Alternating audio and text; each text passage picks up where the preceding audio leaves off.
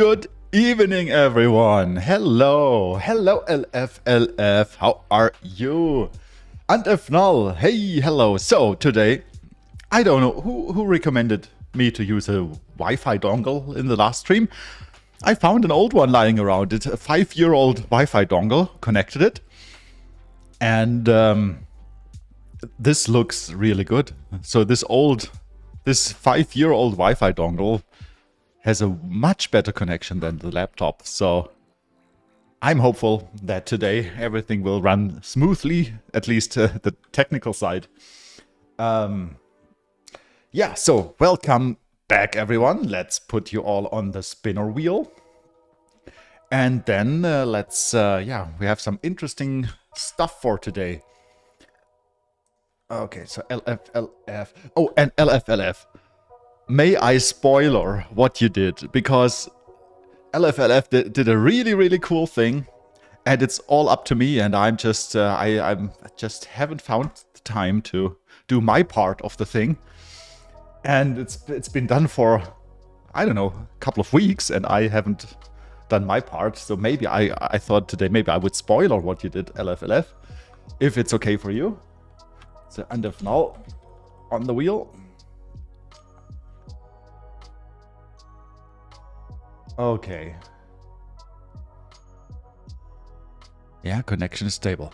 All right, so I have only under null and LFLF on the wheel. If anyone else wants to participate in the Nano giveaway, just say hi in chat if you are in the address book already, or just post your Nano address and then I put you on the spinner wheel. And in 10 minutes...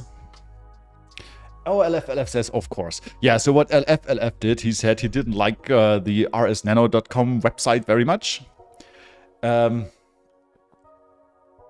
This one. And he said like that this is part of his day job to work with websites, and he would redesign the website and make it look much better. And he did.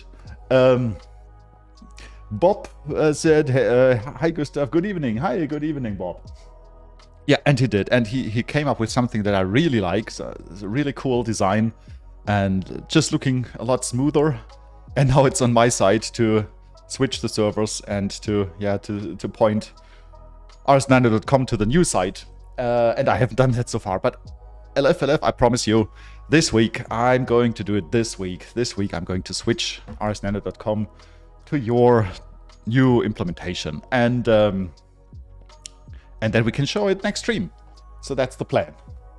So now I have more pressure because now I publicly said that I would do it this week. So I'm going to do it this week. All right. So let's see. Oh, the Bitcoin timer. Let's first start the Bitcoin timer.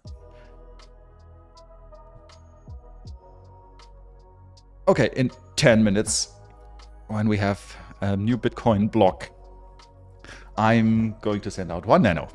So LFLF says, no worries, take your time. Yeah, but I need some pressure. I need some pressure to do stuff like that.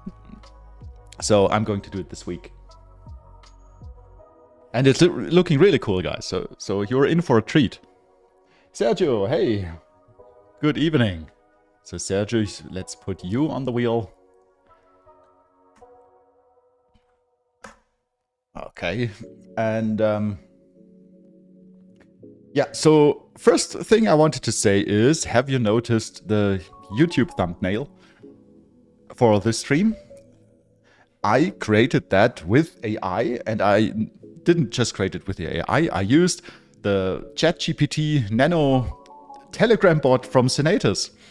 And that is such a cool experience that I wanted to share that here on stream. If you haven't tried that chatbot yet, you can read all about it on nano.org on news. If you click the news, there's a really good article about it. Here, this one. Expanding access to ChatGPT-4 through nano payments. And it was so simple. You just, if you have Telegram, the Telegram app installed, you just can chat with this chatbot. And then you can pay per prompt with Nano. And I just entered like create me an image with live streaming, live coding, Rust and Nano. And it came up with this thing from the YouTube thumbnail. Let me open that one. Where do I have it? Downloads? No pictures.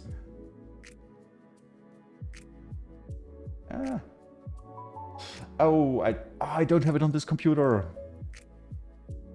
I have it on my office computer. Oh no, I wanted to show you.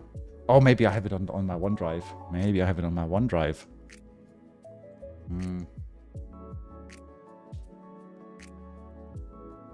Do I?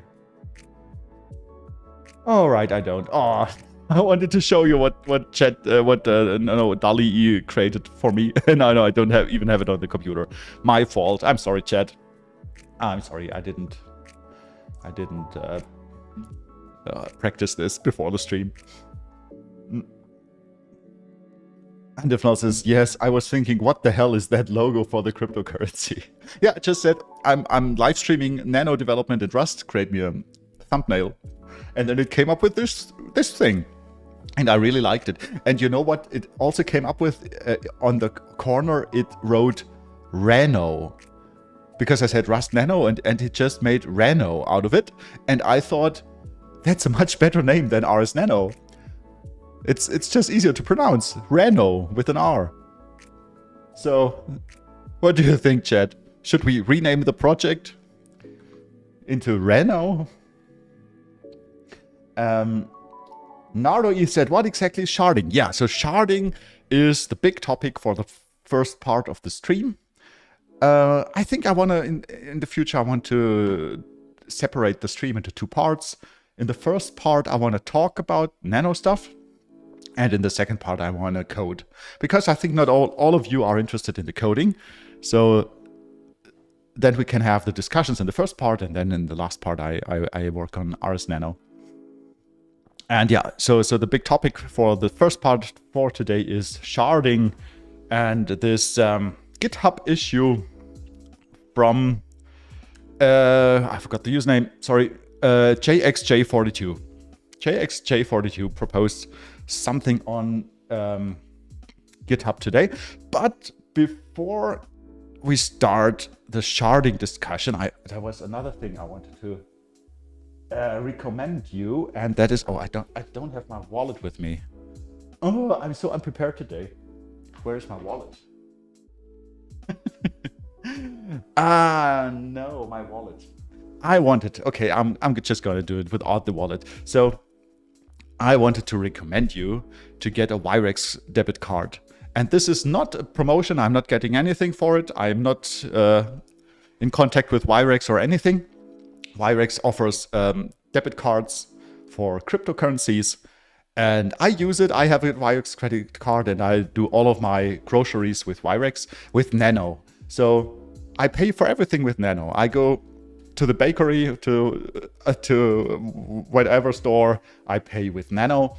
And the experience is just really smooth. You just give the debit card, and in the background, you sell Nano. And the reason why I'm recommending this is this brings a little bit more of liquidity to the markets, and it shows the companies that work with Nano, like Wirex, that there's actually interest in Nano out there. So if you haven't, it doesn't cost you anything. You can get this debit card for free. Get a Wirex card and use it. Another thing, but be careful. So now this is the be careful part. Wirex is known for closing accounts without any real reason. So, and then you have to chat with support for months to get your money back. So if you get a Wirex card, never put much money on it. So that's how I do it. I never have more than 100 euros on it, so that if they ever close my account, I don't have too much of trouble. Okay? And yeah, you can just send Nano to your Wirex card, and it arrives within a minute. So when I go shopping, when I leave the house, I send Nanos to my Wirex card, and then I can use those Nanos a minute later in the store. So really cool thing. Get a Wirex card if you don't have one and pay everything with Nano and show some support for Nano. All right. Good. So let's go into the sharding topic. So JXJ42, he opened up a GitHub issue, and let's have a look at that GitHub issue. It's on the official Nano node repository. If you click on issues, it's on the very top, and it's called Seamless Decentralized Nanonode Sharding and Failsafe. And so let's first start, before we start looking through this GitHub issue, for those of you who have never heard of sharding. So what sharding is the divide and conquer principle for computers. So let's say you have a problem, like you have let's say a database, and database sharding is used very often.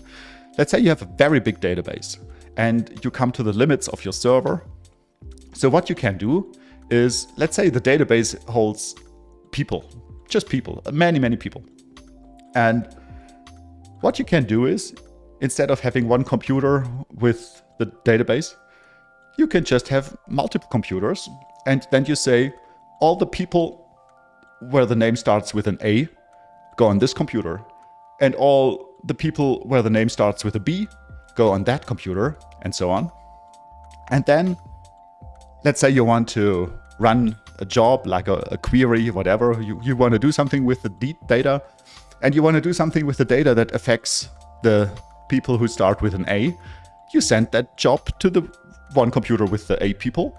And if you want to do something with the people who start with a B, you send that job to the computer that has the data for the B people. And that's a great way to scale. So you just have many computers, and each computer just handles a subset of the data. And then the whole thing is just way more performant, because those computers can work on their data independently from another. And that is sharding. So we split our problem, and so we divide it up, and we put different parts of the problem on different computers. So that is sharding, and that is also what other cryptocurrencies do. Not all, but some do. So the idea is to scale, to make the system more powerful, and also to more resilient, because you don't have a single computer now that is responsible for everything, but you have many computers. So that means if one computer fails, you still have other computers who still work. So that's why sharding is a very interesting topic. And so JXJ42 thought about, oh, okay, let's first give away the Nano. And the spinner wheel is really small today. Where is it? Where is the spinner wheel? Here. Just three today. What's up, guys? Anyone who wants to be on the wheel, I'll give you 10 seconds. 10 more seconds, and if... Yeah, but then it's okay for you, LFLF, and if not, and Sergio. You have really good chances to win one Nano now. 10 seconds, 10 seconds. Okay. Well, we have more Nanos to give away. Let's go. LFLF. Oh, Nardo. Oh, Nardo. Sorry. Sorry. Next one. We have 9 more Nanos to give away. LFLF.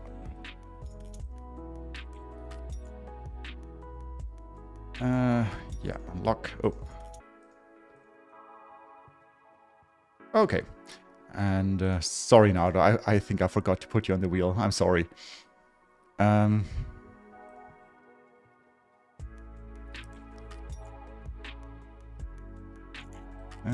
Nardo.eth. Oh, and Pies is here too. Great. So back to our sharding article. And Nano is the light.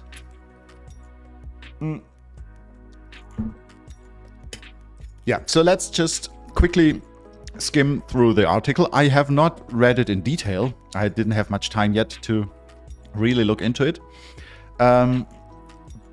So I may be wrong about this, and if JXJ42 maybe watches the stream or the replay, please let me know if I get something wrong. And yeah, and please chat, tell me what you think about this, because this is just very interesting. And it's also not very urgent, so we have a lot of time to discuss on this. We're currently, like, the Nano team is currently working on yeah, stabilizing under high load and stuff. And so this sharding topic is interesting for the future. Let's say when Nano is a global currency and accepted worldwide, you know, then we have to think about sharding, really. But yeah, let's go through this. LFLF says, thanks for the XNO. Yeah, you're welcome. Okay, so let's make it bigger maybe. Yeah, so you guys can see this. Okay, so this proposal aims to enhance the Nano network by introducing a system that allows for sharding of nanonodes representatives without a central network manager or coordinator. Easy addition of new shards without requiring configuration changes in existing shards. An automatic fail-safe mechanism to ensure continuous operation, where if a shard becomes non-functional, another shard votes on accounts formerly assigned to the lost shard. And flexibility in shard locations, eliminating the need for VPNs unless specified in configurations. So that's quite a bit. Like that's a huge goal. So yeah, let's see what JXJ42 proposes. So I drew a little sketch when a couple of hours ago I read through this article and I drew a little sketch from what I think he means. So, but maybe I'm totally wrong. So what he talks about is, let's just skip all of that. So what he does, he wants to do the same thing that I just talked about with the people's database. He wants to he wants to separate the shards by accounts, which totally makes sense. So where's my sketch? Here. Can you see that? Yeah, so this blue. LFLF says, how would this proposal affect RsNano? So this proposal would need a protocol change as far as I understood. So if this ever will be implemented, it would mean that I also have to implement those protocol changes in RsNano. So, but let's just look at this green box. And as you can see, I drew more here, and this is for later because I also wanted to discuss alternatives. Oh, and I forgot the bit. Thanks, LFLF. I forgot the Bitcoin timer. Start. Good. So I tried to make a little sketch to make it more understandable. So this green box here, I called it S node because that's the terminology that JXJ uses in his issue, in his GitHub issue. So this is one representative. The whole box is one representative, and it is split up into multiple shards, as you can see here. So shard 0, shard 1, shard 2, and the number of shards is arbitrary, really. And each shard would only be responsible for voting on a subset of the accounts.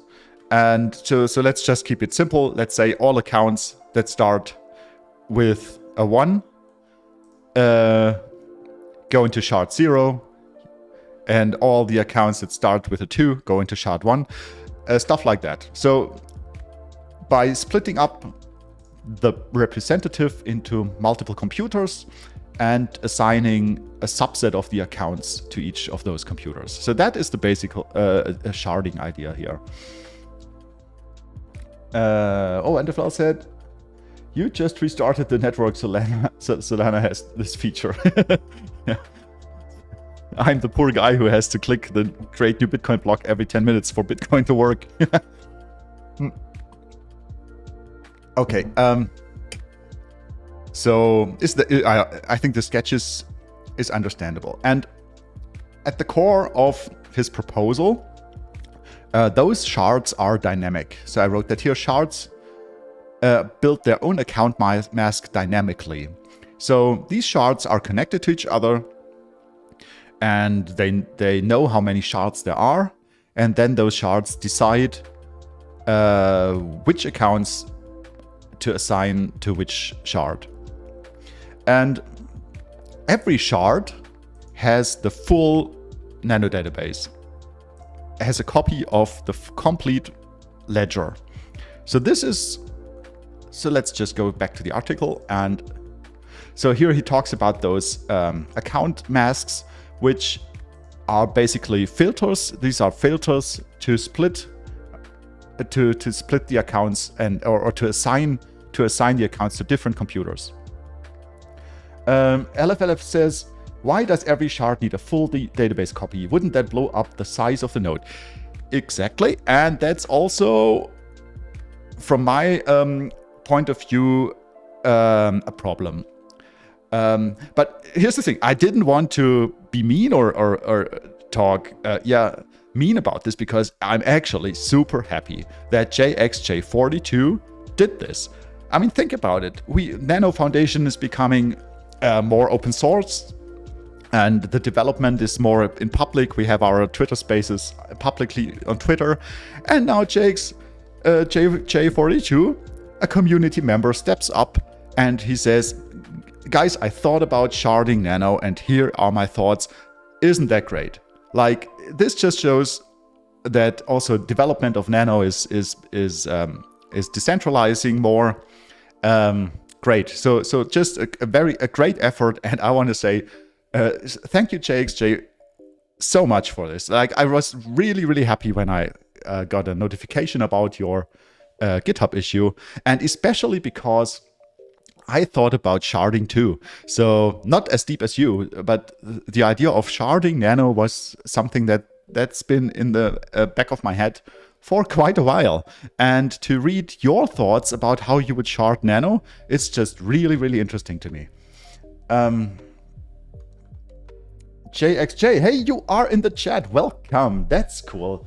Can I put you on the spinner wheel so that you can win a Nano? Then just post your address. He says, because creating a failsafe on partial databases requires either coordinator or can't be full failsafe. Yeah, okay, that's a point. That's a point.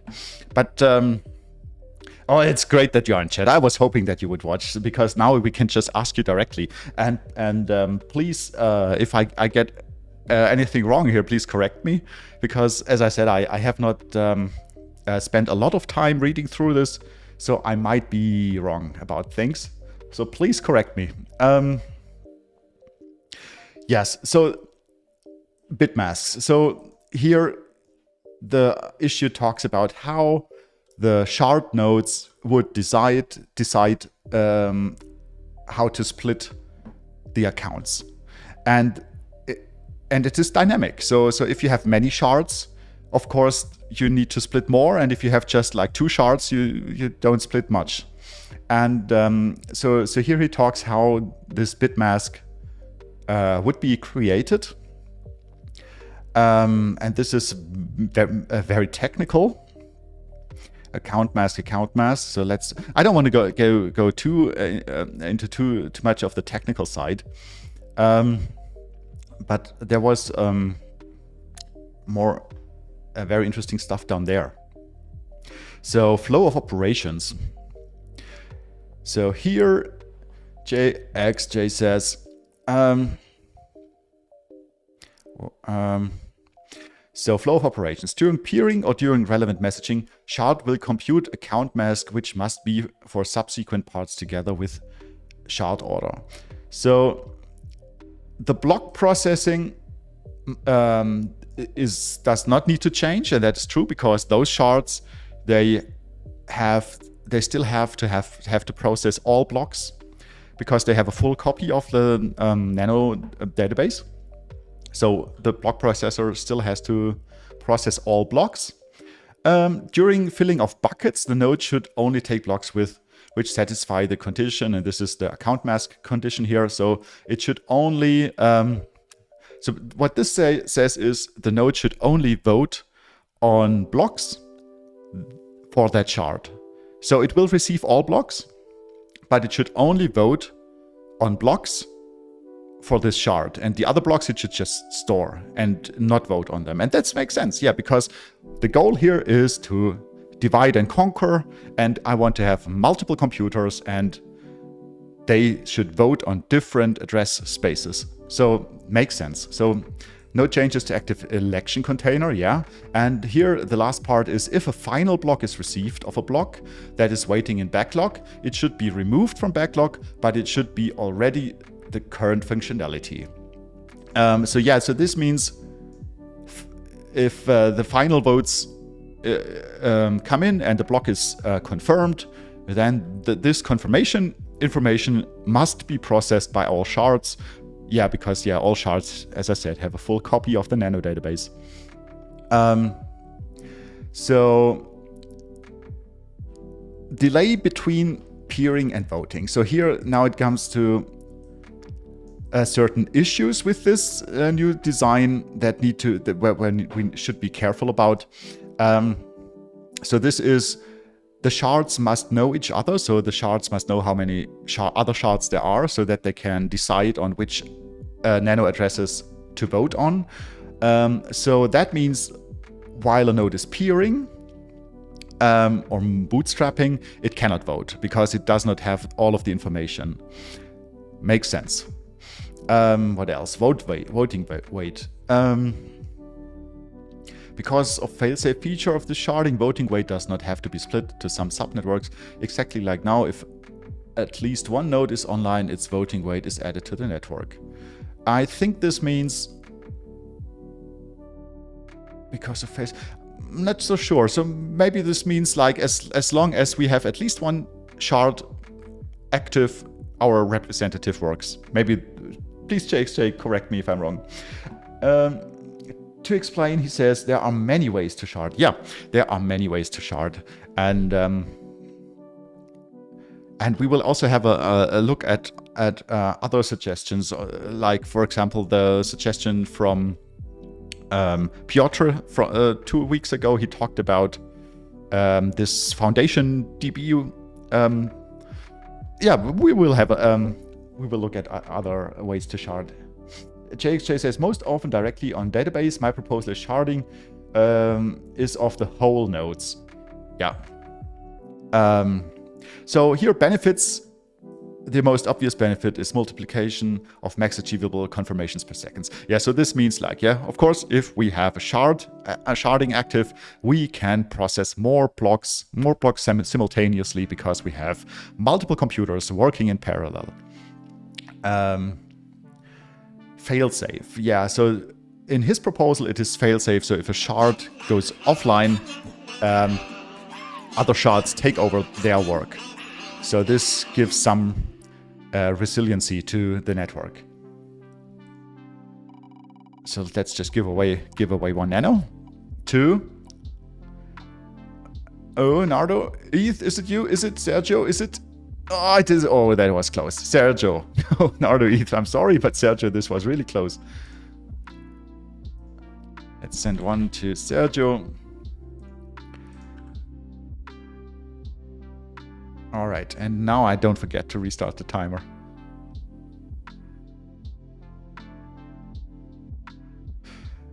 Okay. So what else? Distributed, as the only requirement is to have public IP, so the shards can be connected to each other directly. Blah blah blah. So yeah, you can put the shards on different continents or yeah, wherever you like. Decentralized, no governor, and no single point of failure are the base ideals of cryptocurrency. Yeah. So yeah, that's basically it. So then there's a part about challenges. So potential imbalances in account space distribution, yeah. And the split brain situation, so this is, let's say, we have multiple shards and they lose connection to each other. But they're still connected to the nano network. And then those split shards, they both think that they are the only shard, let's say. So they start to vote on all blocks. And that would be just like now if we would have multiple copies of the same representative. So that would create conflicts in the network. That would not. That would be a bit a bad situation. And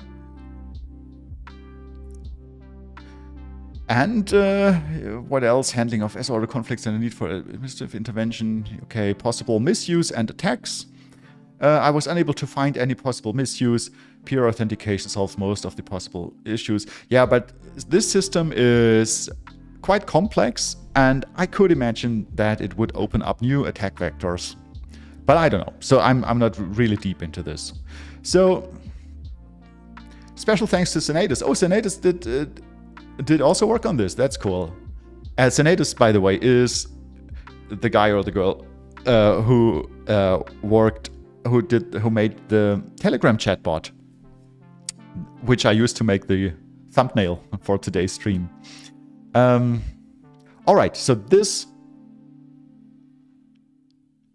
is the proposal, and you can read it on GitHub in detail. So I did not read everything of it. So if you are really interested in the technical details, just go there and read it and leave a comment with your thoughts. JXJ says, my English is poor for publishing, so Senatus fixed it. Cool. Collaboration is sweet in the nanospace. I really like it. Yeah, so back to the diagram. So the green box is what we just read about. So JXJ's idea, we have a representative. We have many shards. Every shard has the full nano database. They talk to each other. They dynamically decide how to split up the accounts. And what's also visible here, and I hope I'm right with this, JXJ. So these shards, they directly connect to other nodes. So like the white box here, it says another node. So it could be that this another node would have, in my example here, 3 connections, 3 individual connections to the 3 shards. Is that right, JXJ? Or did I misread that?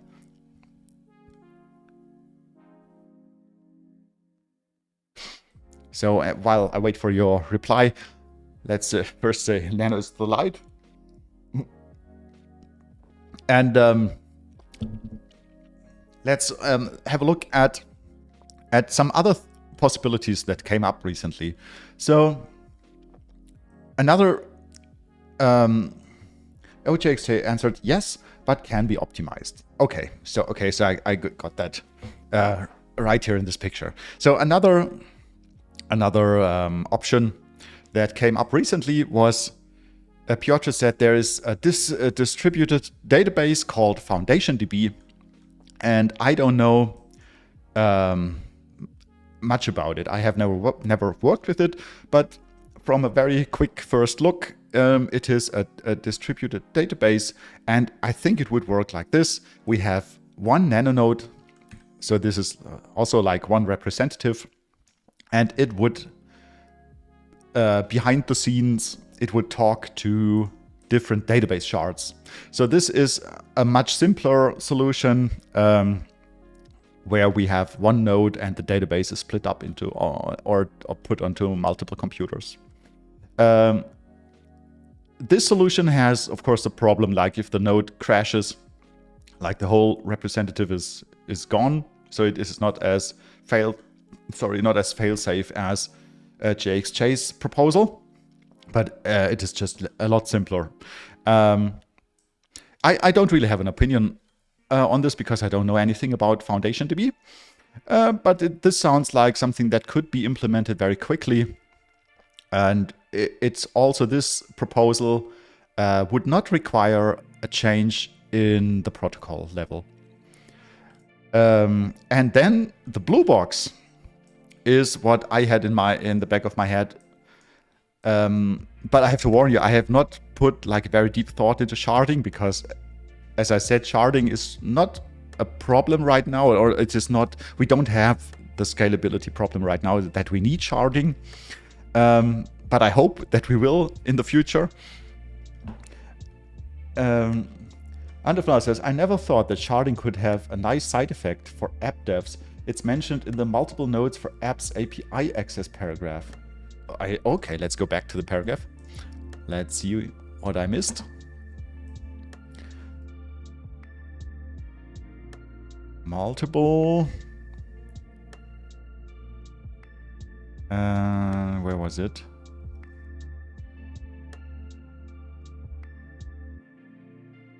Multiple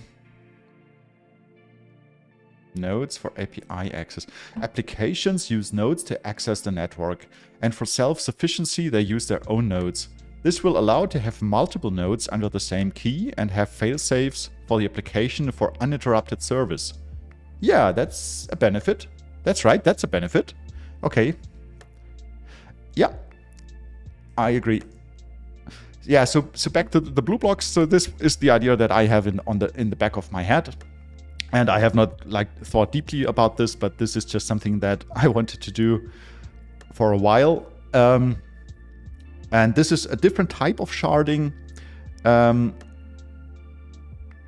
Jake says, blue was the idea I started with. Oh, cool. But went full decentralization. Yeah, this is so the blue box is just much simpler than what you came up with. And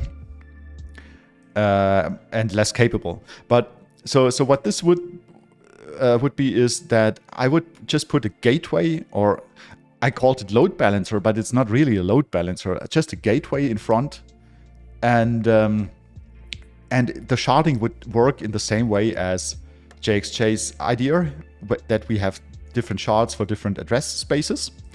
But in my idea, I wanted to also shard the database itself. So shard 0 in this example would handle accounts from A to C, and it would only have a database of accounts from A to C, with the goal of minimizing the database requirements or the database size for each shard.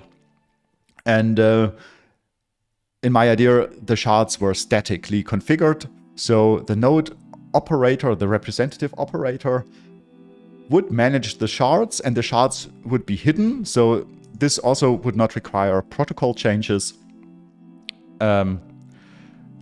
So when another node would connect to a sharded node, that it would not know that the node it connects to is sharded, really. So the sharding is hidden. So that's why I call it internal sharding or hidden sharding. Yeah, so those shards are just statically configured. They live in a VPN, for example. So yeah, they should probably live in a VPN for security reasons. They would talk to each other, and let's say a transaction comes in, or it goes to an account from A, and it was sent from a C account. That would mean that shard 0 would need to talk to shard 1 and ask, is the basically. No, I'm wrong. So if there is a send from shard from the C shard, the A shard must receive those events and then store the pending receive in its database, but just the pending receive. So all shards work on their database, but they synchronize with other shards so that they can store the unreceived, the pending receives. So there's no dynamic sharding here, just a lot simpler. So let's zoom out. Let's zoom out here a bit. So these are just, I think there are many more ways to shard. 10 minutes already.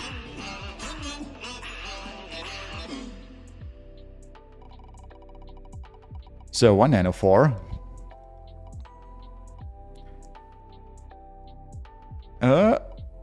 Undefnull. Undefnull. There you go.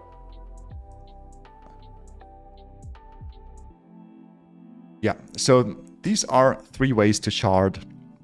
And probably there are other ways, or maybe even better ways. So let's say, what does the chat say? JXJ says, FoundationDB should work something like Redis sharding. Okay. So I also have no experience with Redis, but yeah, I think this database is just sharding friendly, and you could just configure those shards easily, I hope. JXJ says, although now Nano does not need to shard nodes, but now is the time to discuss the solution. Exactly, I 100% agree, because if, let's just read it to end. So there is time to find the best solution and prepare the protocol for it. Yeah, so if we start discussing this, if the network is down under, like if it is just sinking in transactions, and then we start thinking about it there, yeah, then it could be very stressful. Now we have the time. Now we are not at the limits of the network. Now we have all the time in the world to have a look at different solutions to this problem. And yeah, so if Nano ever gets really, really big, like worldwide adoption, we absolutely have to have sharding. I don't see any way around it. So chat, let me know. What do you guys think? What do you guys, do you have any other ideas? Do you have any feedback on JXJ's proposal? Let me know. I'm curious.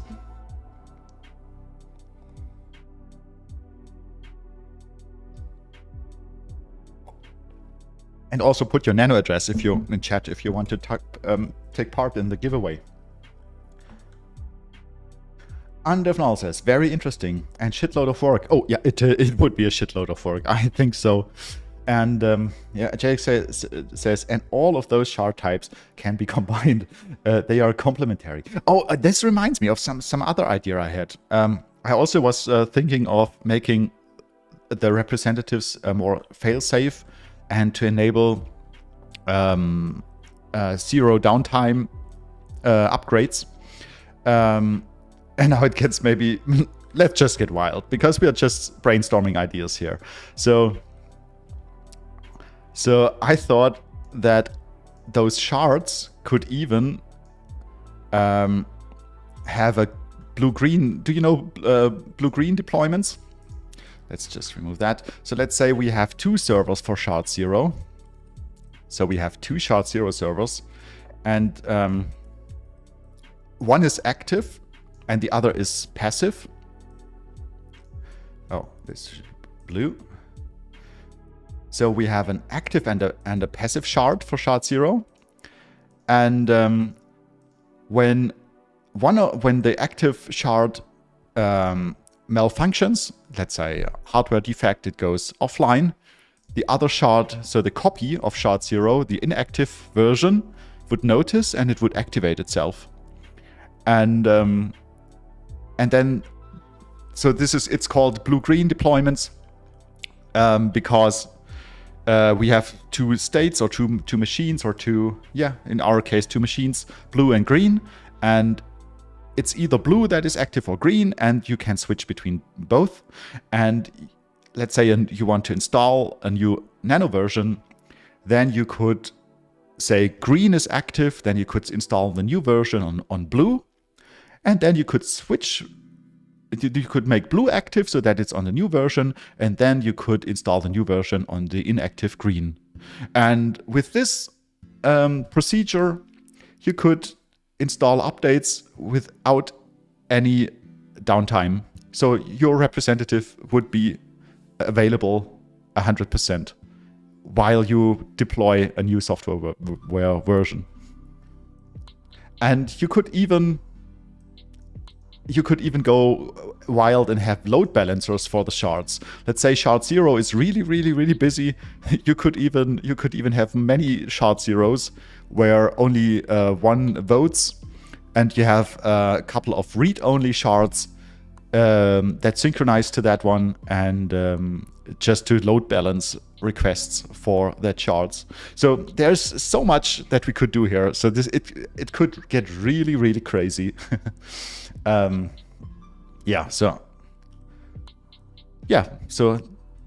I'm at the end of what I wanted to talk about. So chat, do you have any questions? or suggestions or any feedback. And JXJ, let me thank you one more time. That was great. It was really, really great that you wrote that piece and started a discussion, and that it comes from the community. So yeah, thank you so much. Really, really good work. Really good work there.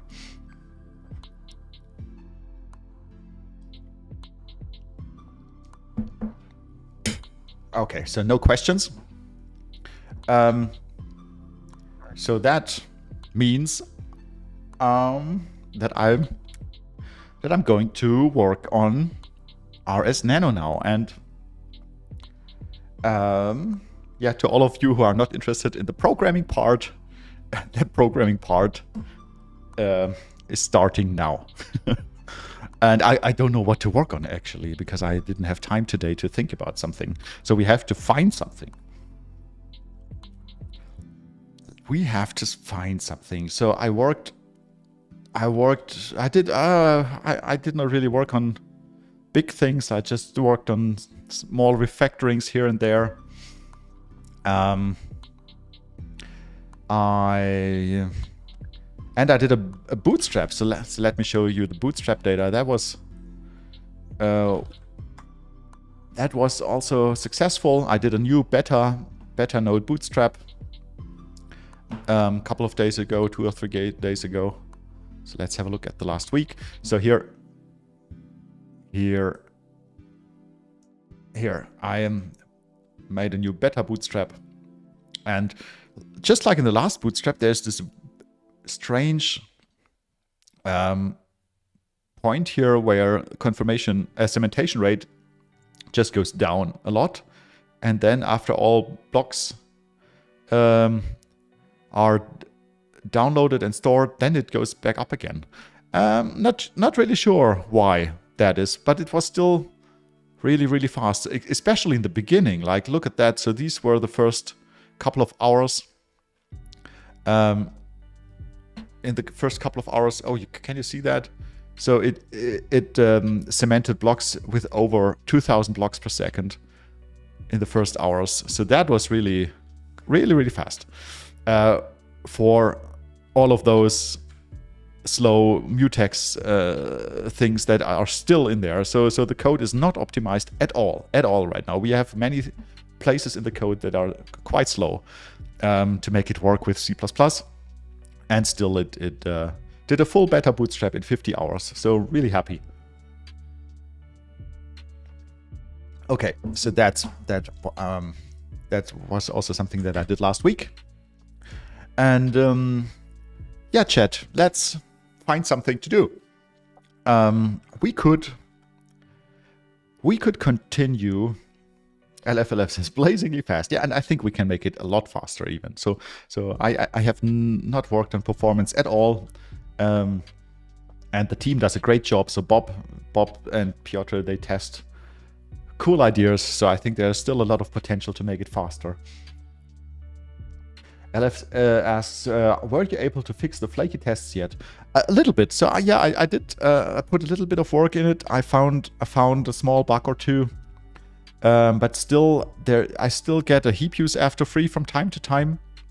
And I think the reason is that a Bootstrap server, a client, doesn't shut down correctly. I think it always is related to bootstrapping. And I think there is a problem with shutting down, ending a bootstrap attempt. But no, so I still have some test problems here.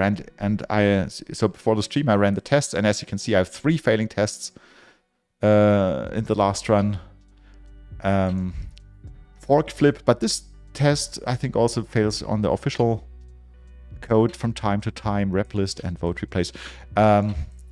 Yeah, let's just run the tests. But I ran all of the tests at once, and that makes them fail a lot more often. I think if I run them one after the other, let's do that now. It could be that no test fails. Let's just run them in the background. We have time. Okay. Bitcoin timer. Why do I forget the Bitcoin timer all of the time?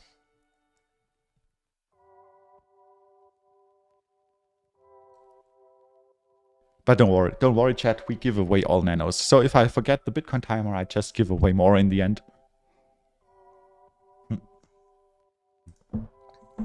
All right. Yeah, so we need to find something to work on. So I worked on, maybe you decide, chat. So, and I got a paid version now of Excalibur because I love it so much. And with the paid version, you can have multiple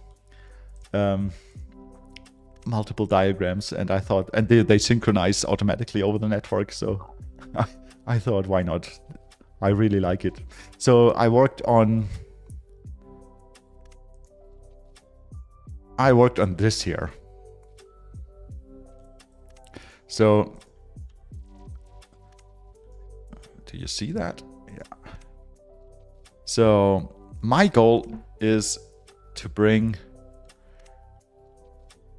Hey Bob, hey, for flaky tests I did was to add the stats to see out. Not sure if it can be useful for you. So I can compare the stats from failed tests versus the past tests. Oh, that's a good idea. Yeah, because the stats are very helpful to find issues like that. That's a good idea. Yeah, let's just have a look at what the tests do here. Oh, sorry, wrong window. Here. Just the tests run here. So yeah, now I also found like 2 or 3 tests that always failed, and they failed because of the new Tokyo runtime.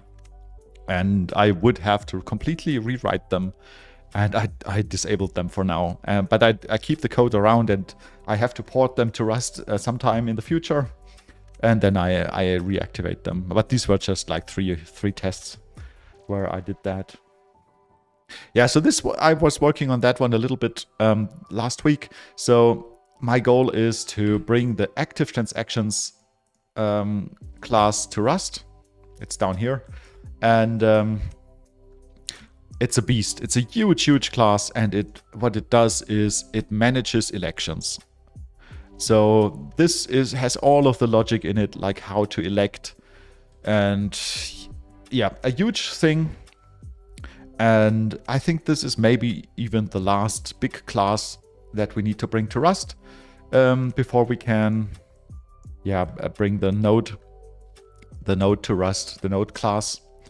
And so what I did is I drew all of the dependencies, and I made the ones that are ported green already, and the ones that I work on, I made that blue.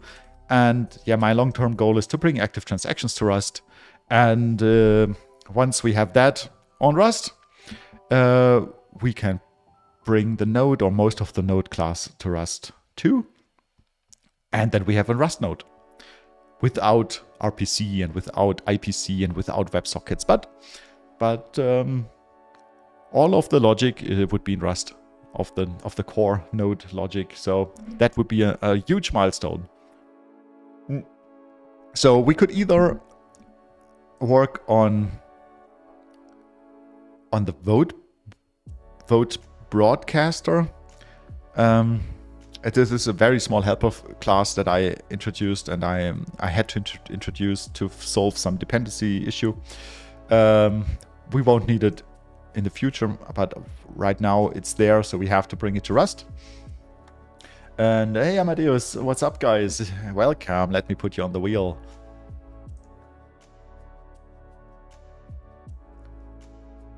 Amadeus. All right. Yeah, so we could work on the vote broadcaster, or we could continue our work on the async migration. So that would mean we would work on the socket class and on the channels, and we would try to make them more async, and we would try to remove the callbacks. So chat, it's your call, or do you have any other ideas what we could do, what we could work on? Would you either work on the network stuff and make it async, or would you work on the vote broadcaster? Let me know. Please write it in chat.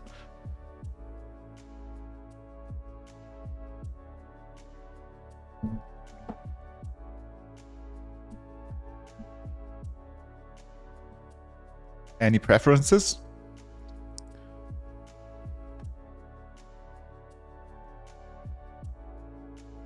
No?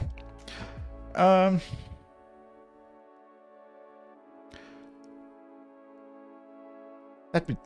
LFLF says vote broadcaster. Sounds good. Okay, LFLF, your call. Let's work on the vote broadcaster. And it's just a very small class. So let me show you. So it is in... And it says you should have a poll and we can vote with Nano. Yeah, that's a good idea. Oh, there's so many cool things we could implement for Twitch. A Twitch chatbot, a Nano vote bot. Maybe, but this stuff, it just costs so much time. I would love to work on something like that, but it just takes away so much time. Maybe you guys could work on something like that. So vote broadcast. I think it's in voting.hpp. And this class, I think this class does not exist in the official Nano code. I think I added it because I had to, and I don't remember why. I had to extract this class to solve a dependency problem. And I don't remember anymore why I had to do this, but it's there. And if Null says, I'm afraid I would end up in JavaScript hell. You always end up in some type of hell when you write code. And if Null says, with these fingers for Twitch or YouTube. What with these things for Twitch or YouTube? Yeah. Does YouTube have an API integration too? Can you write bots for YouTube too? So this vote broadcaster just has the method broadcast. It takes a vote and then it does this ugly thing here. It creates an in-proc channel. So this is a loopback, like a channel to the node itself. And then it enqueues the vote for the loopback channel in the vote processor queue. And don't ask me why. I have not understood that code yet. So all of the voting code, I'm still learning about it. Wenderson, I'm here, my friend. Wenderson, my friend. For you, let's say, Nano is the light. Wenderson, Nano is the light. Wenderson says, I agree, loopback is nice, but Nano is the light. Yeah, Nano is way better than loopback. On the wheel with you. Oh, on the wheel with you, Wenderson.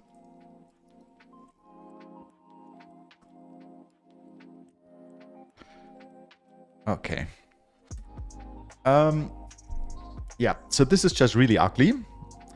And then it calls, what is this? Flat vote PR. Oh, this is called first. So here's the flat vote PR. What does it do here? It sends the votes to all the PRs. So this is interesting. To all representatives. It sends the vote to all principal representatives. All right. So it first sends the vote to all principal representatives. And then... Oh, it does more. Let's add... So I think this is more readable. So it first sends the vote to all principal representatives. Then it floods the confirm acknowledged message to non-PR votes nodes, and then it creates an in-proc channel and enqueues the vote in the vote processor queue. And what this does, chat, maybe some of you guys do know. Maybe there's some people from the core team in here. I don't know. Maybe some of you guys know what this vote enqueuing for the vote processor does. But we will find out. So we will find out sooner or later. But for porting this class, we don't need to know. Let's go. And give away 1 nano. 1 nano for, or is it LF or Wenderson? Wenderson, it's Wenderson. Nano is the light. Joining the chat and you just win a 1 nano. When does that? There you go. And restarting.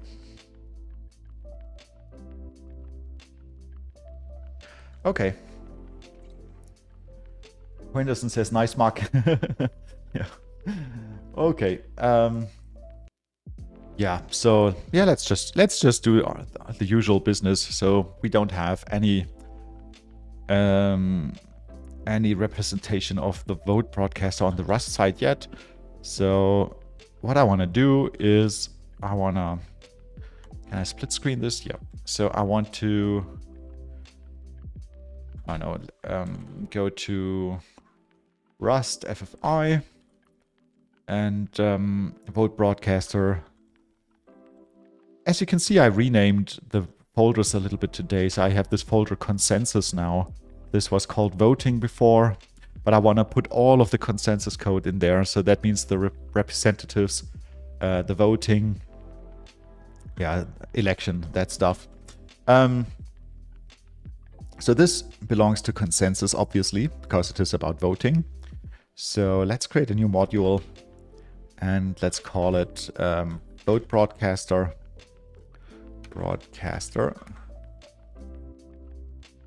And let's create that. And now we can just, like I always do, say we create an FFI function for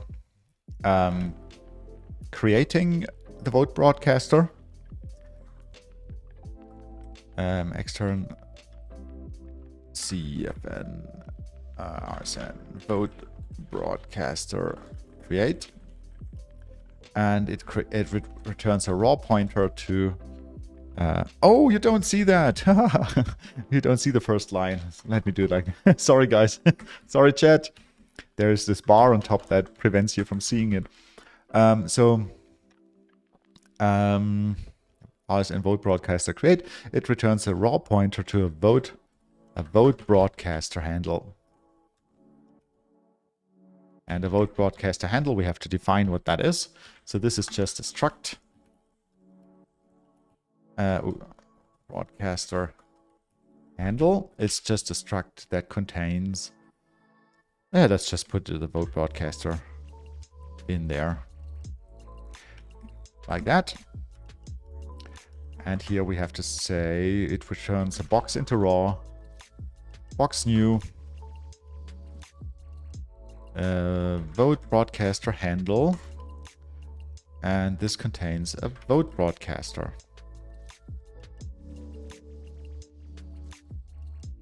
Like that. And we have compiler errors because, of course, vote broadcaster is unknown. We don't have one yet. So let's also create a module for the vote broadcaster. But not in the FFI part. This must be node. FFI stands for Foreign Function Interface, for those wondering. So this is the glue layer between C++ and Rust. Consensus. And consensus, we also add vote broadcaster module.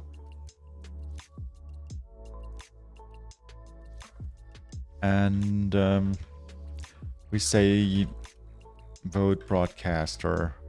Yeah, I'm lazy. I just say star. Vote broadcaster. So here we say pub struct vote broadcaster. Just an empty struct for now. And okay. So we have let's split the screen. So on the right side, we have the Rust part. And on the left side, let's open up the C++ part again. And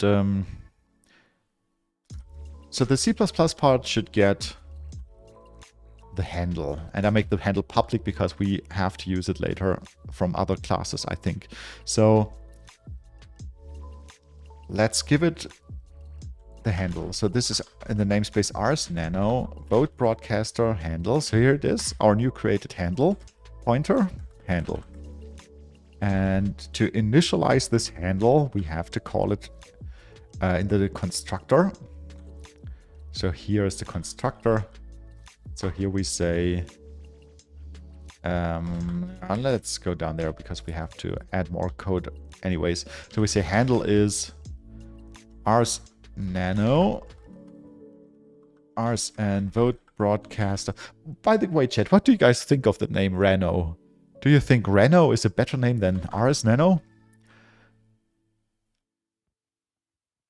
Vote broadcaster create.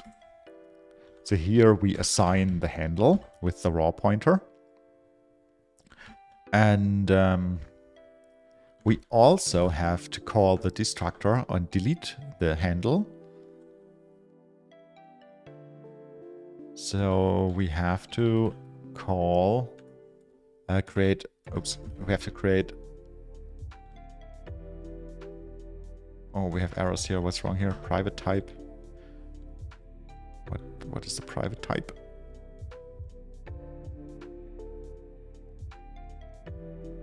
Private type vote broadcaster handle in public interface. Oh, the struct is private, so we have to say pub struct.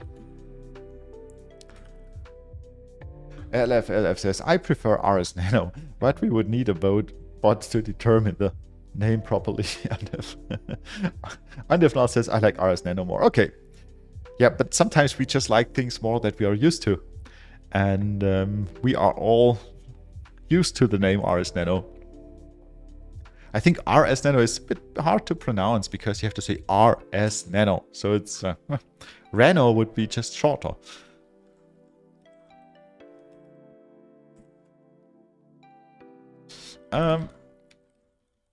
Okay, so we have to create a foreign function interface function for deleting that raw pointer, and we call it RsN vote broadcaster destroy, and this takes the handle. Oh, okay, so the split screen thing is a bad idea, I think, because the chat is over the code. Yeah, let's not do that. Let's do it like that, because then you guys can actually see what I'm typing. Vote broadcaster destroy, and in the destroy we have to drop that raw pointer. So we have to say drop box from raw handle. And now we have to go back to the C++ side and call this destroy function in the destructor. So let's create a destructor. Destructor here. And in the destructor we call RsNano, RsN vote broadcaster destroy, and we give it the handle. So there's new stuff in chat. Undefnal says, well, it's not Ryblocks. Oh, by the way, is it Rayblocks or is it Ryblocks? I don't know how to pronounce it. Bob says, Audi uses RS for their higher performance models. Yeah, I noticed that too. Make it Nano RS. I wanted Nano RS was the first name that came to my mind. And then then I did some research, and there was a Rust project out there, and the name was Nano RS, and they wanted to re-implement Nano with Rust. So I couldn't take the name, it was taken already. And I was so sad, because I thought Nano RS would be a really, really cool name. Anders now says nano.rs, is that link? Let's click the link. Oh, that name is for sale. For $1,000? $1,300 for Nano RS. That's a bit expensive. Huh. Yeah. And I was just lazy because I didn't want to spend a lot of time with the name. So I just said, okay, I'm sticking the RS in front of Nano, because that name is not taken. That's how RsNano was born.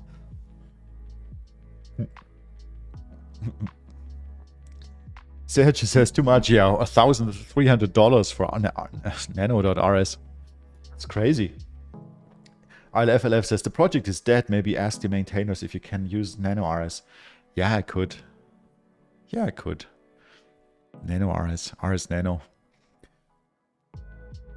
But on the other hand, I think the improvement wouldn't be that big. Or do you like Nano RS a lot more? 1 nano goes to...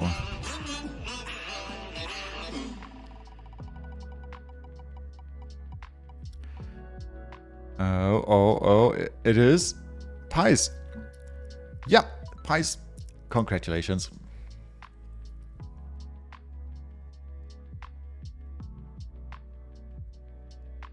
And let's restart.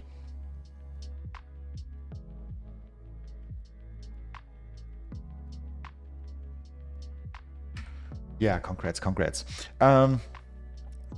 Hey, Croptor, you're here too. Let's put you on the wheel.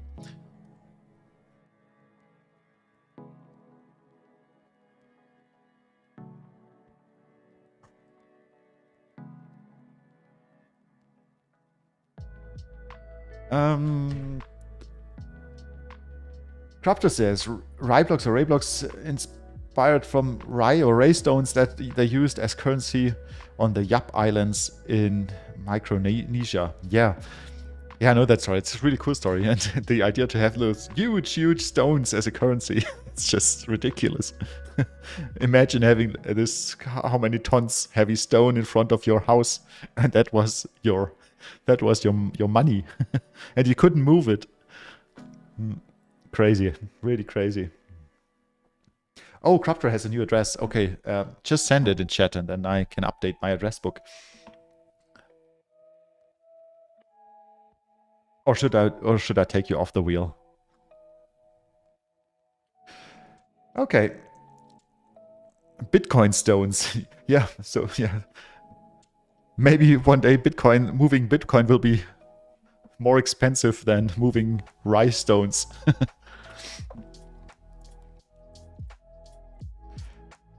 So, okay, so where were we? So we have the constructor, we have the destructor.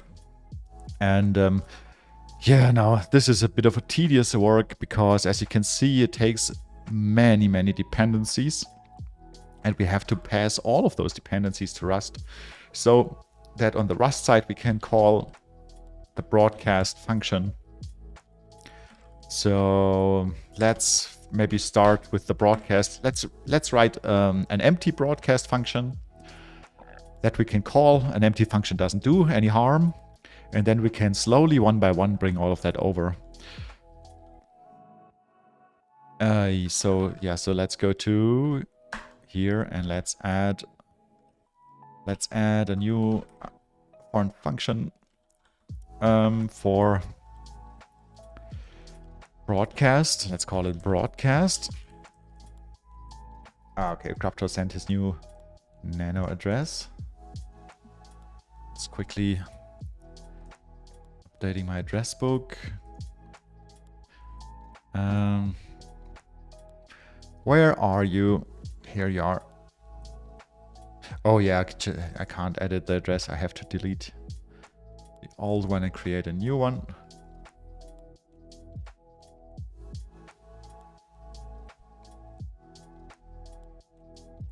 Okay. Yeah, so the broadcast function, it takes a vote, I think. It takes a vote handle and it takes the handle for our vote broadcaster. I have to import the vote handle type. And it does nothing, so that's okay. Because now we can call this function here on the C++ side. We can say RSN vote broadcaster vote. Oh, why doesn't it complete? Is the type not known yet? RSN vote broadcaster broadcast. Not vote, broadcast. Okay, broadcast. It takes the handle as the first argument and it takes the vote handle as the second argument. And vote handle we can get it from the vote argument here with vote a dot get handle. Get handle returns a vote handle. Yeah, vote a get handle. So we have accomplished nothing right now. We just call a function that does nothing, but it's a good starting point. It's a good starting point because now we can maybe start with bringing the flood vote PR function to Rust. So where is that? It's down there. What does it do? It creates the message. That's easy. We can do that. We have the representative register in Rust, so that should be easy. And then it just says send, and it sends the message. Yeah, chat, this looks easy. This looks easy. We can do that. The only thing that we need on the Rust side is we need the representative register. This thing. So and we need the network parents. So let's do that. Let's add the representative register in the constructor. So rep register is a representative. What? Don't I have a handle for that? Representative register handle? I don't? It doesn't make sense. There must be one. Or maybe it... Let's have a look. Where is the representative register? Representative register. Here's the handle. I think I have to say pub use.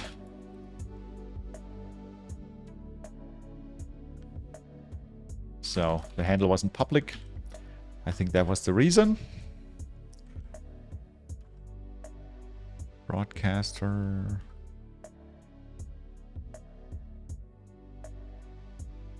Yeah. So I have to say representative register handle, and that gives me. Crafter says, I asked ChatGPT what should be the name of nano code base in Rust. I did the same, and it gave me the answer RsNano. RsNano was the answer. What was your what answer did it give it to you?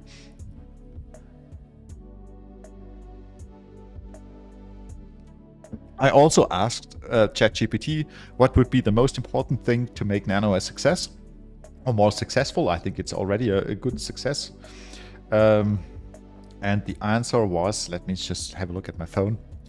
The answer was that there was a huge list of things that we could do. The answer was, so we have, oh no, that was the wrong chat.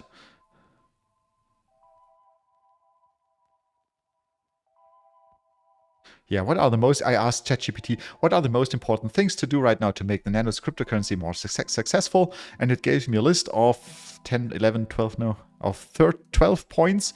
And it said, yeah, basically we should, improve network stability and security. And the team is working on that very, very hard. Raise awareness, yeah, of course, and education, okay. Increased usability and accessibility. I think Nano is really usable and accessible. Well, yeah, okay, maybe getting Nano is maybe hard, and I don't know about other countries. Yeah, partnerships, of course, community engagement, and this is what we are doing here. Encourage the existing community to be more active, as a strong, enthusiastic community can be very effective in promoting adoption through word of mouth and social media. Yeah, and yeah, developer incentives. Yeah, attract developers by offering grants or bounties for building on the Nano platform. Yeah, but you would need money for that, really. But yeah, scalability solutions. Ensure that Nano can handle a growing number of transactions without compromising speed or stability. That's what we talked about today. So that is the sharding thing also. Yeah, and then it says environmental impact. We should market more that we are so environmental friendly. And feedback loop, establish a direct channel for user feedback to continually improve the user experience based on actual needs and issues encountered by the community. Yeah, so really cool what ChatGPT can do. Oh, what is going on in chat?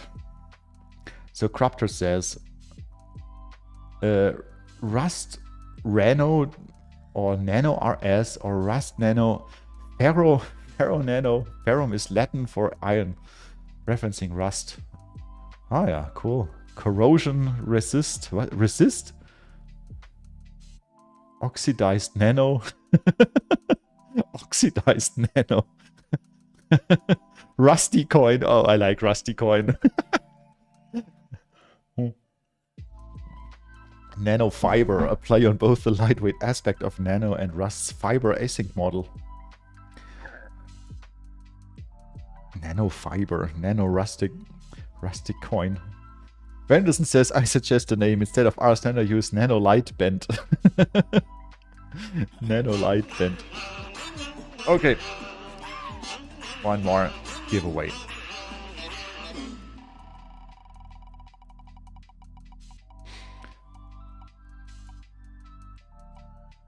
And it's you, Sergio. Congratulations.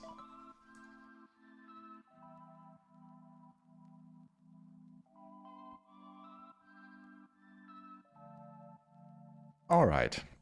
And restarting.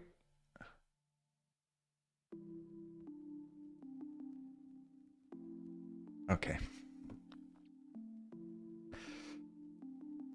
So where are we? So we have the broadcast. Yeah, it's the representative register handle, and we have to have the representative register in our vote broadcaster. It is an arc mutex representative register. Okay, so let's put it in here.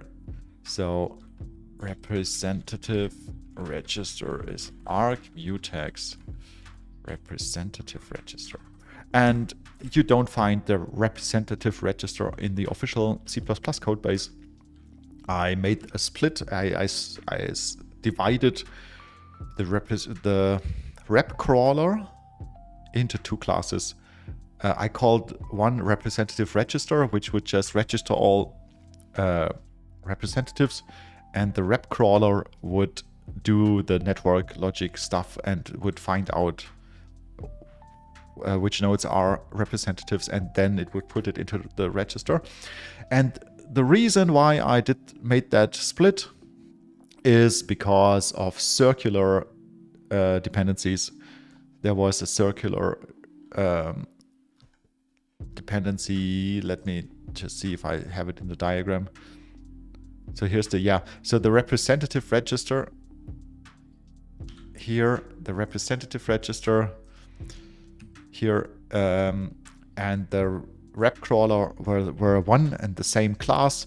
And if they are the same class, you have a cycle here, a dependency cycle between active transactions. Yeah, because active transactions goes to vote generator, goes to vote broadcaster, goes to rep crawler, and goes back to vote processor and goes back to active transactions. So you would have a circular dependency here.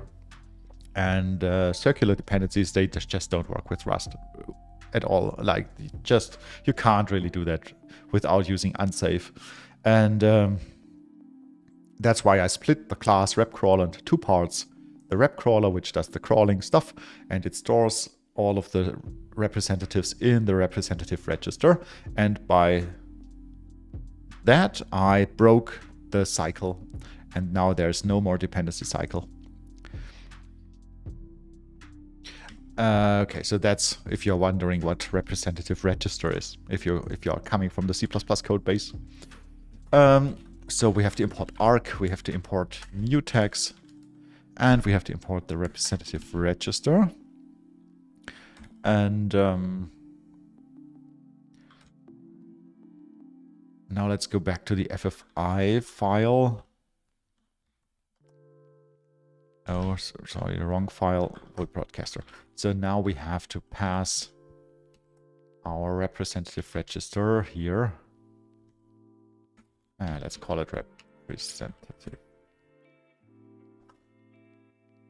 Now let's say representative. Oh, I have to make it public? Yeah, I have to make it public. Representative register is arc clone rep register. So we have that. Importing arc was missing.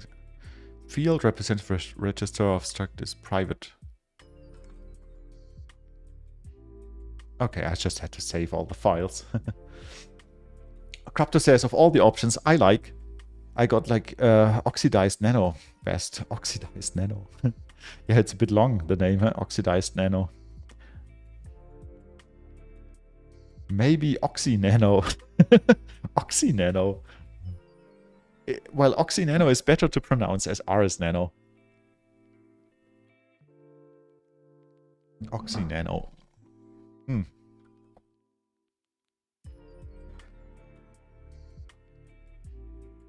Because some people on Reddit said that they don't like the name, and I can understand that they don't like the name. There are much better names out there. Isn't Oxy a drug? Oxycodone? Yeah. Do you think people would associate OxyNano with a drug? I hope not. Handle vote. So where was I? Okay, so we have, we should go back to the C++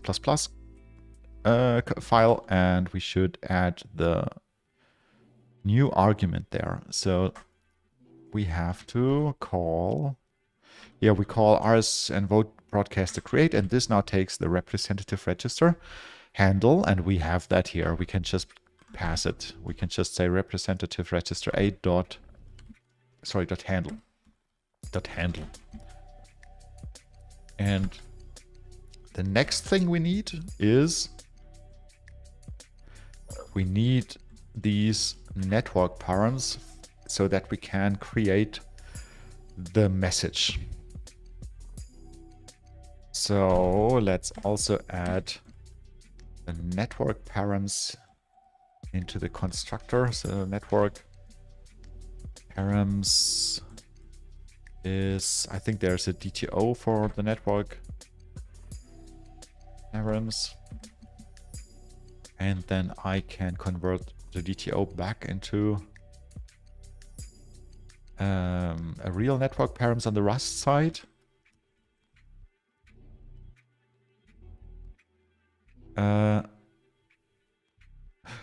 Wait a second, we don't need the network params. Let me go back to the C++ code. Yeah, look at that. It creates a confirm ACK message, and it passes the network params and the vote. And I refactored that. I refactored that last week, 2 weeks ago. And I made, remember the stream where I said I made the messages simpler? And so this network here is only required for the message header, and I completely refactored the message header away, and the new struct message serializer now does all of that work, and we don't need it. We don't need the network params anymore. So the code is simpler. So my refactoring from 2 weeks ago is already paying off. I'm happy. Let's not add the network params. I think we have everything now that we need. So the broadcast function should call, so this is the FFI part. So the FFI part should call the corresponding broadcast function in the real Rust code, and it should also give the handle. And I think this can just be a vote ref.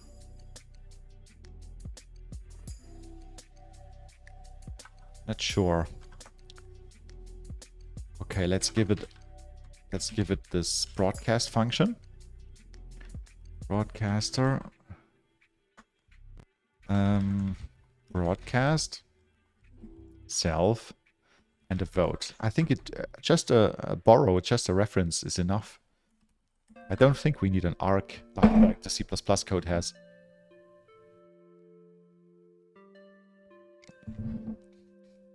Let's see. So now it doesn't do anything.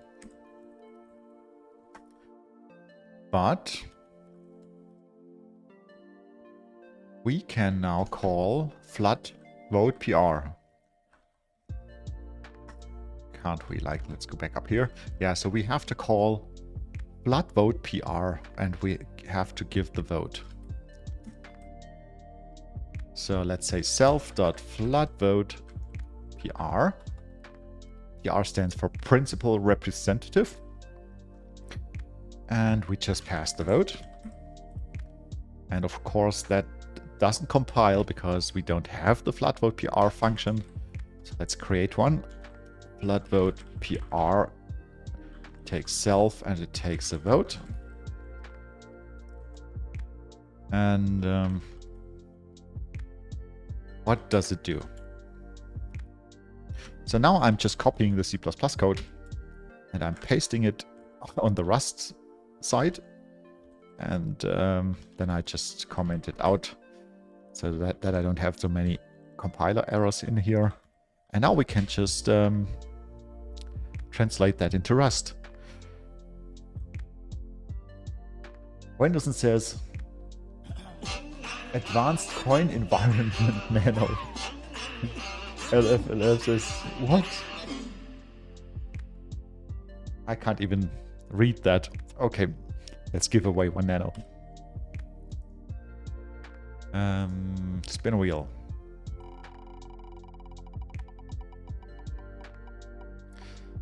One nano for, is it Nardo ETH? Is it Sergio? Nardo ETH, congratulations.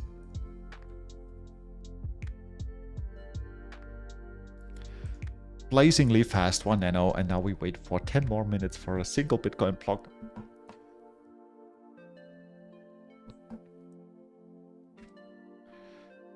So, FloodVote PR. Congrats, Nardo. Yeah, so we have to create a conform ACK message. We can do that with let message is message. Oh. Message confirm ACK, and confirm ACK takes a confirm ACK payload.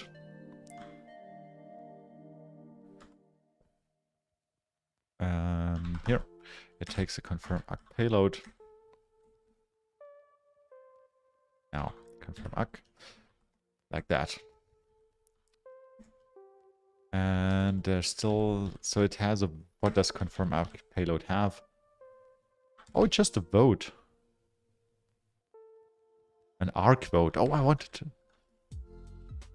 Is this still an ARC? I think I wanted to. I have to wait a second, chat. I have to make a note here. I wanted to remove this ARC. I wanted to make this just a vote. This is on my quest to stack allocate more. Where's my to-do list? So confirm ACK. Remove ARC. So there. That I don't, so I don't forget to do that in the future. So confirm ACK takes an ARC vote. So vote must be an ARC. Oh, okay. So we need an ARC. Yeah. Then let's make it. Then let's make it an ARC.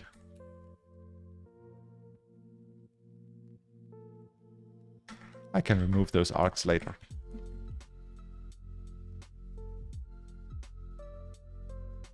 So we have the message. Now the next step is to iterate the principal representatives. How can we do that? Self.representative register dot. Oh, we have to lock the mutex first. And then we can. How can we iterate the representatives here? Representatives? Yeah, representatives. Oh, it takes arguments here. Oh. And C++ has default arguments, and Rust doesn't have default arguments.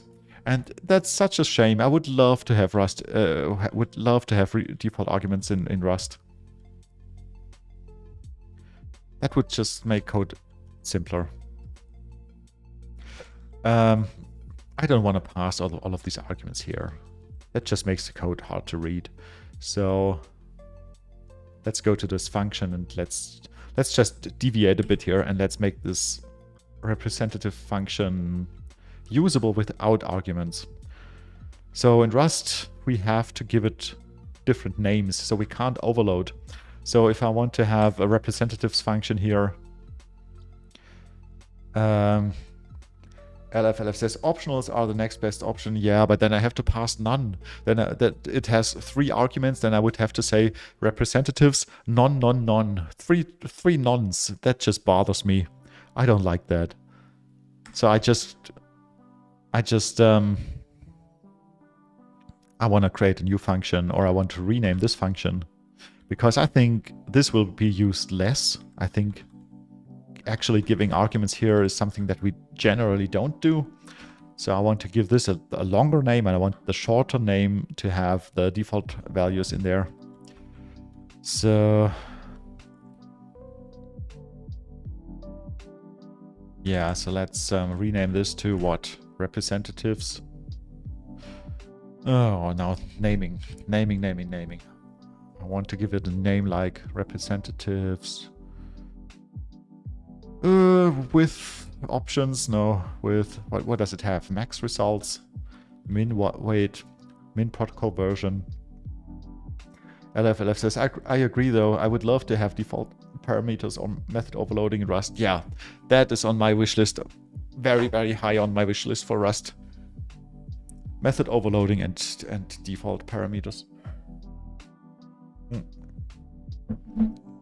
Because now I have to think of good names, and I really, this is just, yeah, thinking of good names is really hard, and if I could just rename it, that would be much simpler.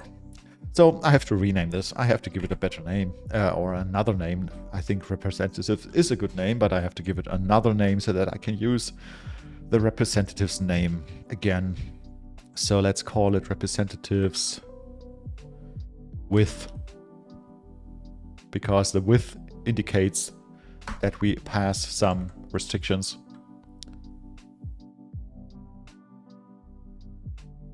If you don't like it, chat, let me know. Maybe we can find another name then. So this is now representatives with, and then I have the representative's name is free again, and then I can say representatives does not take any arguments. It also returns a vec representative, and here we just call representatives with. Oh, it must take self, of course. Representatives with, and the defaults are max results is usize max. I know that because I recently ported that. And min weight is, I think, 0, but I will double check. Let me just put those values there, and then I double check. And min protocol version is, it's an option, it's none. Yeah, I want to have a quick look at the C++ code base. Just to double check that I put in the correct default arguments. Representative register, representatives. Yeah, so count is usize max. The weight is 0, and the protocol version is none. Okay, we have it correctly. Okay, we have it correctly. So now let's go back to vote broadcaster, and we call representatives without any arguments, just like in the C++ code. And this gives us a vec representative. A vec representative. Why it could also give an iterator, couldn't it? Oh no. Oh no, it doesn't. let's not just... sometimes I hop from topic to topic, and that's not good. So I should stay on topic here. Oh, there was... what does LFLF says? Representatives filter for these filter options. Yeah. Representatives filter. Yeah, let's do that. I like it. Let's rename it to representatives filter. Thanks, LFLF. Filter. Okay, renamed. So now we have to iterate for rep in. And what is rep now? Rep is just a representative, okay. And now we have to say rep.channel.send. Why isn't there a send?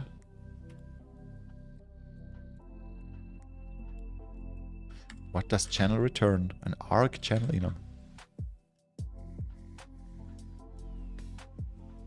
There's no send in... I mean, send is the most basic thing a channel does. Why is there no send function? I have to investigate what channel does. Oh, okay, yeah, it is TCP inproc or fake, but that shouldn't bother us.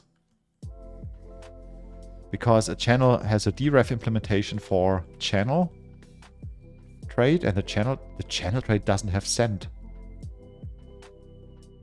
That can't be. How can we send? I think we have to work on here first. We have to move the send function into the channel trade. Channel TCP. Does channel TCP have a send? Send buffer. And send message. This here. I think we have to move this here into the trade.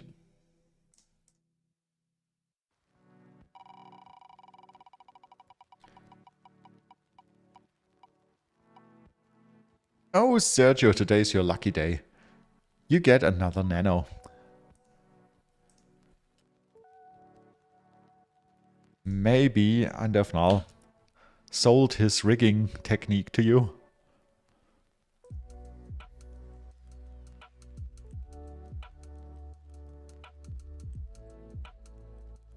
Congrats, yeah, congrats. Is the timer running? Yeah. Okay, so send.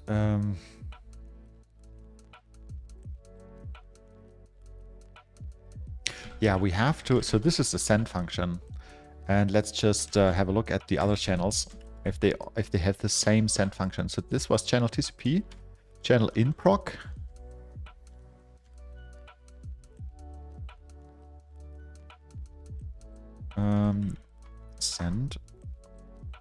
Send new. This is send new. So this is the function. Why is it called send new? Is there send old? Send buffer? I think I forgot to rename this after I refactored something. It's called send new, but there's no other send function in there, is there? fn send. There's send buffer impl, there's send new, and send buffer. Yeah, so let's rename send new here to send. And now this is the same, I think. Message, callback, drop policy, traffic type, and channel fake has also a send with same thing. Okay, so all three channel types have a send function, so we can move the send into the channel trade so that we can access that. So where's the channel trade? Here. So let me just copy the send signature, function signature, and copy, and let's put it into the channel trade.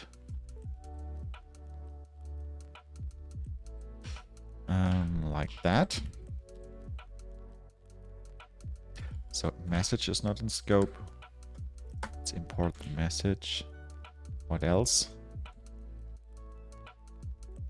Okay, so no more errors in here, but now we have to go to our 3 channel types and move the send function into the trait implementation. So down here. So that was the channel fake. So let's go to channel in proc. Let's delete it. Let's put it into the channel implementation down there. And channel TCP is the last one.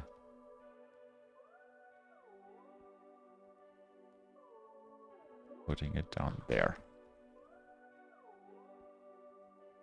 So I want to do... Oh! Look at that, chat. The tests are all green. No test failure. But I started them when I started the stream. Let's go to the Rust folder. Let's do a cargo check. Just to make sure, okay, there is a problem. Yeah, of course, the vote broadcaster. Yeah. But all the other code is fine. That's good. So let's go back to the vote broadcaster. Because now we can call send. Yeah, now we can call send. And we send... What does send take? It takes the message as a ref. It takes a callback. Conquest on the green test says LFLF. Yeah, green tests are just nice. Green tests. I love green tests. It takes a callback. The callback is empty. So there's no callback in the C++ code. Okay, the callback is an option. So we can say none. Then we have the buffer drop policy, which is no limiter drop. So that means the message should not be dropped.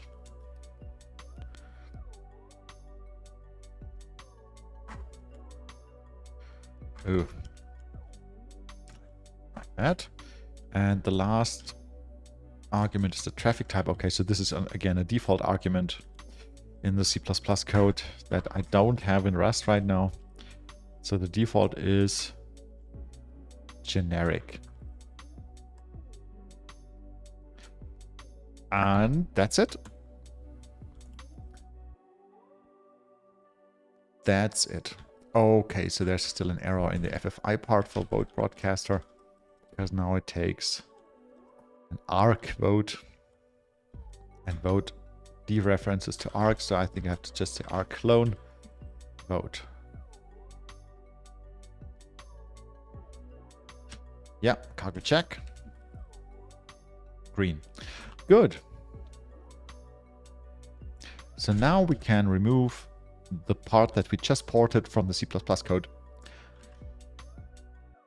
So we can remove the flood vote PR function. Is it used in multiple places? No. No, it is not. So here we call it. So here we can delete. This line we can delete now because our Rust code now calls the flood vote. And we can delete it from here. We can delete the implementation. And we can delete it from the header file. So this was the first part. And the second part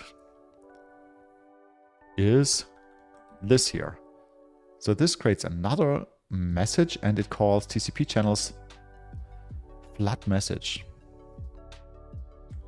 And flood message. We don't. Flood message. I think. Yeah, we don't have that in Rust.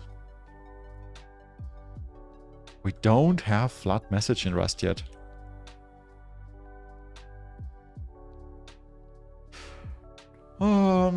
Okay, then I want to commit what we have or maybe run the tests.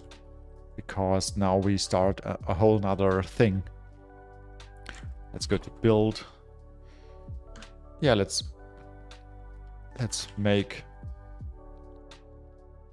build and run the tests. But before we do that, let's reformat the code.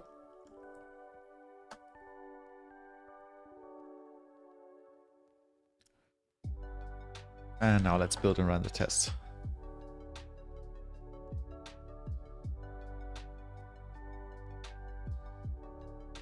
Okay.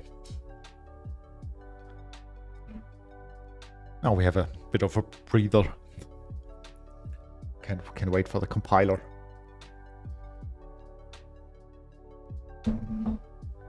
But I'm optimistic. I want to create the commit already because I think it will work.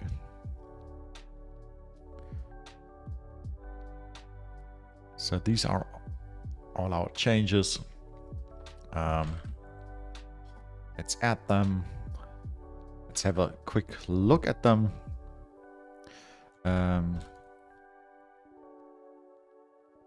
So we worked on this and that, the broadcaster to Rust, foreign function interface, implementation, and deleted C++.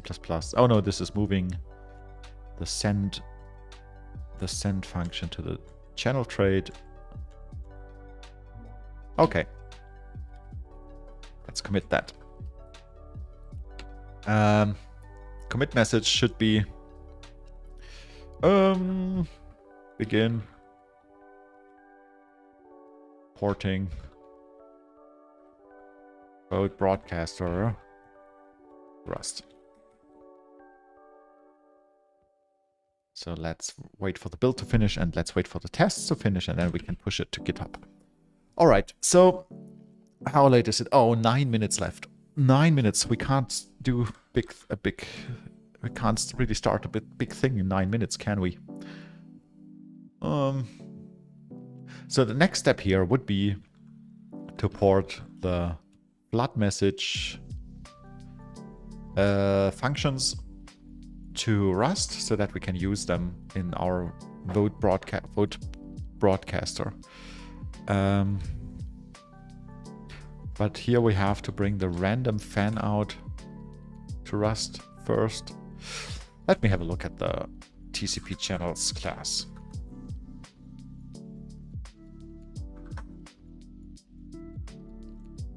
Because this doesn't have any flood functions. No, it doesn't.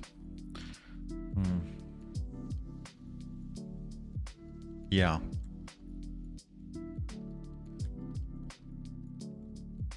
No, I don't want to start this because we have 8 minutes left. So, yeah, let's focus on the last giveaway. How many nanos do we have in our wallet? 5. Oh, did I forget to restart the timer so often? Yeah, we just have 5 nanos. No, 2 nanos. Sometimes null shows the wrong balance and I don't know why. So then I have to reload the browser. 2 nanos. 2 nanos left. So guys, the last 2 nanos giveaway.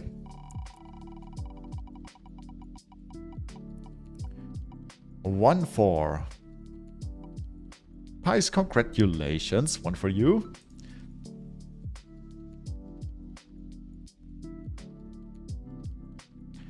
One for you, and let's just immediately give away the last one.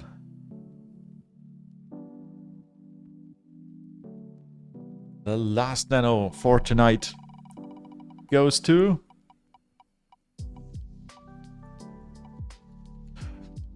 Amadeus. Yeah, congratulations, Amadeus. Last nano for tonight. Okay, chat. I hope it was interesting today. I really liked this sharding article, this GitHub issue. Really interesting stuff. I think sharding is going to be necessary if Nano grows. And yeah, I mean, really grows, like gets worldwide adoption, which I hope that it does. So really interesting topic.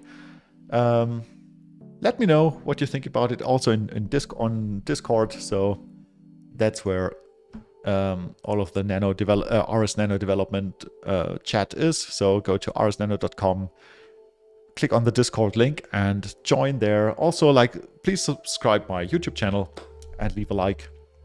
Yeah, I hope you guys had fun. And see you next week. The next stream is, again, like usual, Tuesday, starting at 8 p.m. UTC. LFLF says, was fun as always. Love the more high-level discussions. Yeah, I do too. So maybe I should extend those parts of the stream and reduce the programming part. What do you guys think? Yeah, it was fun. See ya. So see ya, Andefnal. See you guys. See you, chat. And have a good night. Until next time. Bye-bye.